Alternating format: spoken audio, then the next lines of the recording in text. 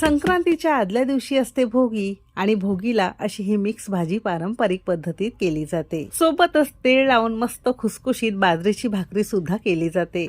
तर आज मी तुमच्यासाठी माझ्या आजीच्या पद्धतीने ही संक्रांत भाजी भाकरी थाळी कशी बनवायची त्याची रेसिपी घेऊन आलेली आहे। कुकरला अगदी 2 शिट्यांमध्ये भाजी तयार होते। जर पहिल्यांदा जरी ही भाजी भाकरी करत असाल तर न चुकता तुम्हाला हा बेत नक्कीच करता येणार आहे।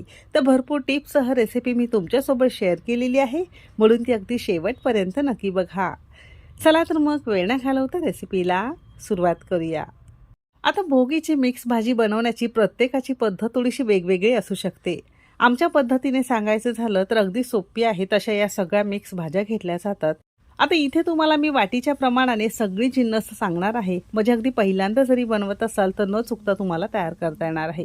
सगळ्यात पहिल्यांदा इथे आपण अर्धी वाटी ताजा मटार घेतलेला आहे।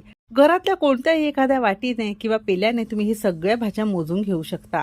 अर्धी वाटी आपण इथे ताजा हरभरा घेतलेला आहे, किंवा काही ठिकाणी याला सोलाणे सुद्धा म्हणतात। अर्धी वाटी आपण इथे ताजी तूर घेतली आहे, म्हणजे शेंगा असतात त्यातलं आतलं बी आपण इथे वापरलेलं आहे।